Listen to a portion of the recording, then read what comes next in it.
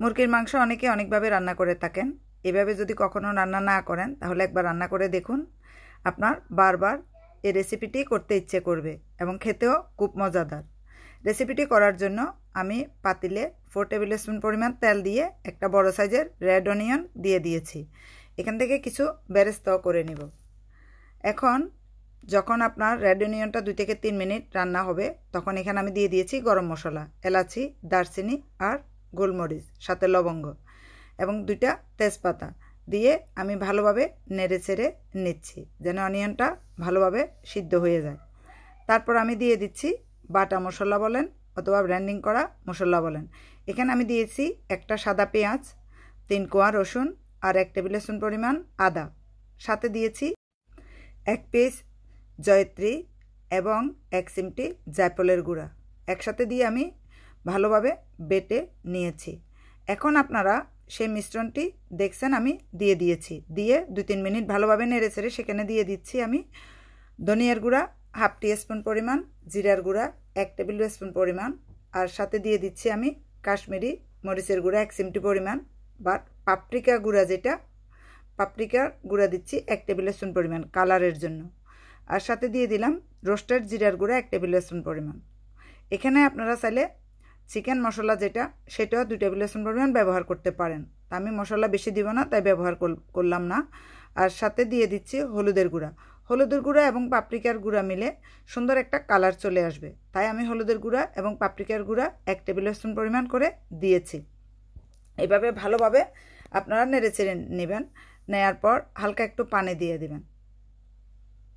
1 কাপের মধ্যে 4 ভাগের 1 ভাগ পানি দিয়ে আমি গরম পানি দিলাম, সেটা ভালোভাবে এটা মশলাটা কষিয়ে নিব। মশলাটা কষানোর পর আমি একটা পুরাই চিকেন, এটা 1 কেজির উপরে পিসগুলো আমি দিয়ে দিলাম। এটা বড় বড় পিস করে নেবেন।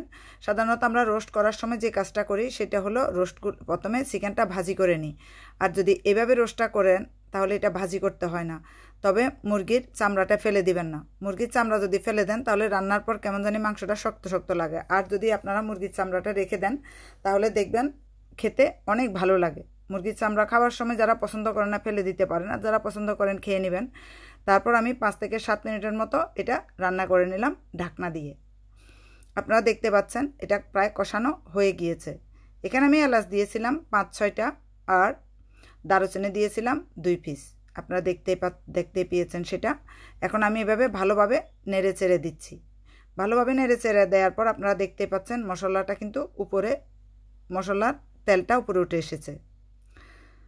এখন আমি এখানে যে কাজটা করব সেটা হলো আপনারা চাইলে একটু ঘি দিয়ে দিতে পারেন, তো আমি ঘিটা আরও পরে দিব। এখানে দিয়ে দিব আমি হলো কয়েকটা আলু। সাধারণত যে কোনো মাংসের তরকারিতে আলু দিলে খুবই ভালো লাগে। আর সাথে এখানে দিয়ে দিচ্ছি আমি sweet chili sauce. Sweet chili সসটা সাধারণত আমরা চপস্টিকে খেতে গেলে পেয়ে যাই, সেটা আমি অনেক সময় এখানে খাই না, নিয়ে আসি তরকারিতে ব্যবহার করার জন্য। আর সুইট চিলি সস এমনিতে ঘরেও পাওয়া যায়, সাধারণত যে কোনো ধরনের সুপার মার্কেটে সুইট চিলি সসটা পাওয়া যায়। তবে সবচেয়ে ভালো সুইট চিলি সসটা পাওয়া যায় হলো টেস্কোতে। এখন আমি এখানে ছোটো সাইজের যে বেবি পটেটো আছে সেটা কয়েকটা দিয়ে ভালোভাবে নেড়ে চেড়ে আরও কিছুক্ষণ রান্না করে নিব। 4-5 মিনিট রান্না করার পর আমি এখানে 1.5 কাপ পরিমাণ গরম পানি দিয়ে দিব, কারণ তরকারিটা ঝোল হলে খেতে খুবই ভালো লাগে।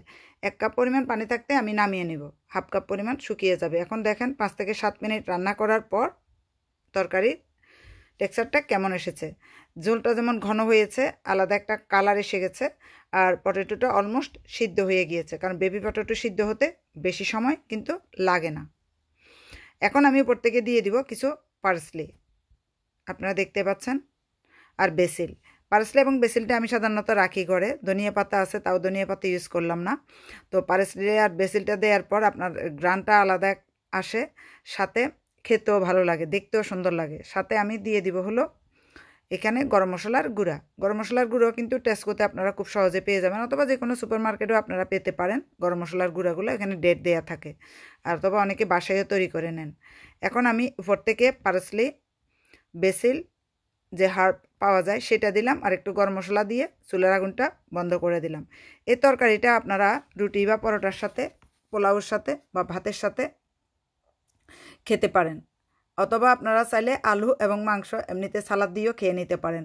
এটা একদম খেতে রোস্টের মতো হয়েছে, দেখে আপনারা বুঝতে পারতেছেন কত সুন্দর হয়েছে। তো ধন্যবাদ সবাইকে, ভালো থাকবেন সবাই। রেসিপিটা খেয়ে কমেন্ট করবেন।